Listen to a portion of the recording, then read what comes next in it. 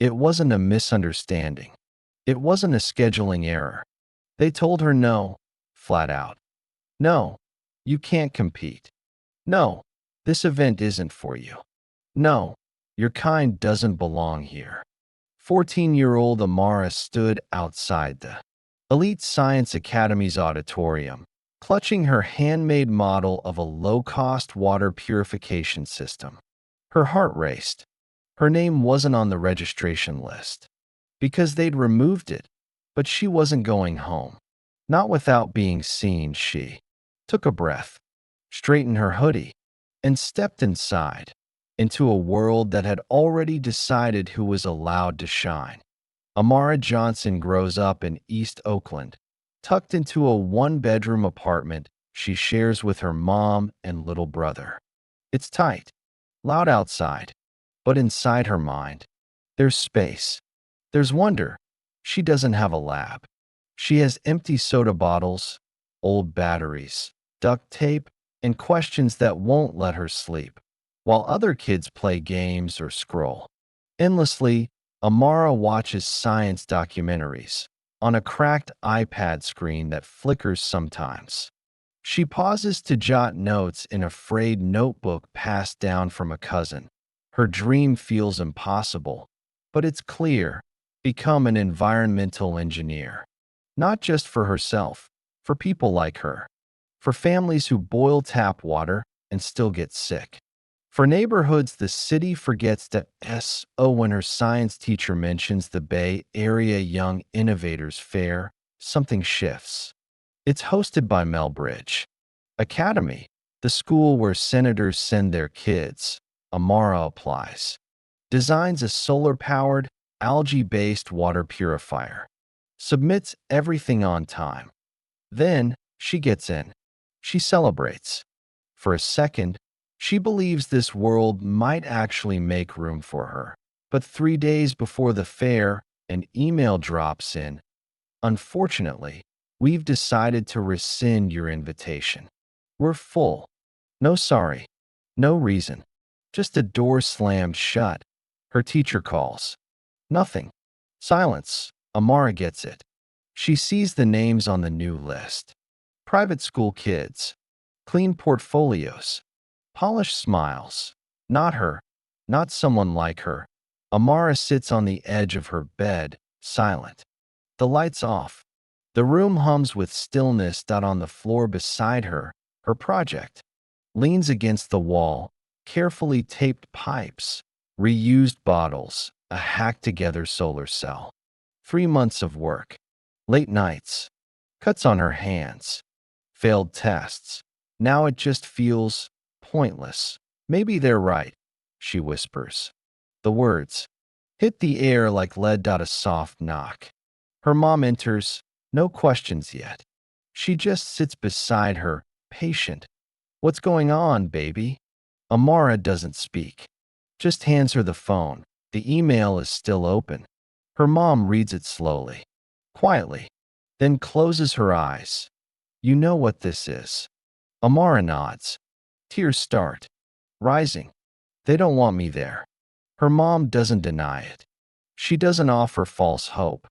But then she says, then show up anyway. Amara looks at her, confused. They don't want you in that room. That's exactly why you need to walk in. But they'll throw me out. Let them, her mom says. But not before you speak your truth. And that's it. Something inside Amara clicks. She's tired of waiting for permission. For 2 days, she works like someone chasing breath. She rebuilds the model, cleans it, tests it, retests it, runs numbers again, writes her notes like a scientist expecting a fight. Fair morning, she wraps her project in towels and bubble wrap, loads it into an old shopping cart. She wears what she always wears: hoodie, jeans, sneakers. But today, it feels different. Today, it's armor. Her mom drives her all the way to Melbridge Academy, past gates taller than dreams, past security guards who don't smile. Amara doesn't flinch. She came to be seen. The lobby sparkles. Marble floors, glass walls. Everything screams wealth. Prestige. Parents in tailored suits sip lattes and check schedules on sleek tablets. Kids glide by in starched uniforms.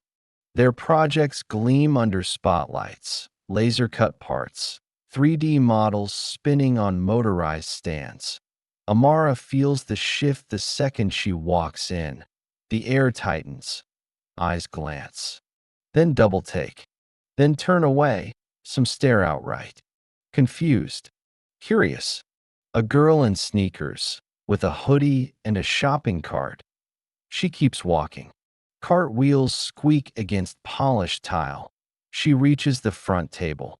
A woman in a navy blazer looks up, clearly unprepared for this moment. "Can I help you?" Amara breathes steady. "I'm here for the science fair." Amara Johnson. The woman taps her tablet. Frowns. "You're not on the list." Amara nods. "Expected that. I was accepted. Then I got an email saying I couldn't come. But I'm here." The woman opens her mouth to reply. Something cold, probably. But then, footsteps. A judge walks over. Silver hair, wire-rimmed glasses. Clipboard in hand. He's seen everything. Except this. "What's going on?" he asks. "She's not on the list." The woman says. The judge looks at Amara. Quiet. Curious. "Did you bring a project?" She holds his gaze. "Yes." Pause. "Let's see it." The woman hesitates, lips tight. But the judge gestures. "Come." He walks her to an empty table. It's tucked in the back. No camera lights. No press. No crowd. That doesn't matter. Amara unloads piece by piece. Solar panel. Tubing. Algae filters. A system that can clean contaminated water for less than $30. All recycled. All real. She stands behind it. Alone. No school banner. No teacher beside her. Just her and her work. Waiting to be seen. Judging begins. The room buzzes with polished pitches and practiced smiles. But not at her table. Amara stands alone. Judges stroll past like she isn't there. Eyes skip over her cart like it's invisible. Her palms sweat. Heart pounding. She swallows the ache. Maybe this was a mistake. Then, he returns, the silver-haired judge. And this time, he's not alone. Two others trail behind him. Curious. He stops. "Tell us what you've got." Amara breathes in. Just once. Then she speaks. She talks about her neighborhood, how the water runs brown some days, how her little brother got sick last summer from drinking what should have been safe. She tells them how she built a system using algae and solar energy, how it filters toxins, purifies water, and costs less than $30. She flips the switch. The panel hums. Water flows. Clear. Clean. The judges lean in. Ask questions. Tough ones. She answers them all. No stuttering. No doubt. Just facts, fire, and clarity. Others notice. More judges come. Then students. Then teachers. A ripple of movement. Her table, once empty, is suddenly full. Someone starts recording. She doesn't notice that she's too focused. Too alive. Her voice steady. Her eyes lit up. When she finishes, one judge blinks slowly. "You built this entirely on your own." Amara nods. Another says, "This is genuinely brilliant." Later, they announce the winners. Third place, a robotics prototype. Second, a biotech diagnostic tool. First place, a pause. A breath. Then, Amara Johnson. Silence. Then, whispers. Then applause, louder. Growing. Real. She walks to the stage in her hoodie and sneakers, head high. Hands shaking. They hand her the trophy. She doesn't smile. Doesn't cry. She just looks out at them all and doesn't look away. The video goes viral. By Sunday, 0.3 million views in 2 days. Clips of her explaining the filtration system. Her voice calm. Her hands steady. That hoodie. That cart. That clarity. Headlines call her the girl who snuck into the science fair. But she didn't sneak. She showed up. College's email. Nonprofits call. A clean water startup offers her a summer internship on the spot. In Melbridge, they release a statement. Something about reviewing internal processes. Amara doesn't respond, doesn't repost, doesn't clap back. She's not chasing revenge. She's building something better. That year, she starts a STEM club for girls who look like her, hosts workshops at the rec center, buys lab kits for her old middle school with her prize money.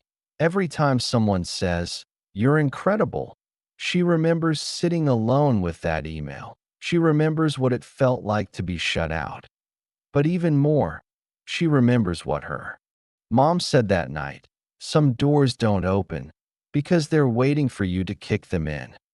And that's exactly what she did. If Amara's story moved you, if you believe more voices like hers deserve to be heard, hit that subscribe button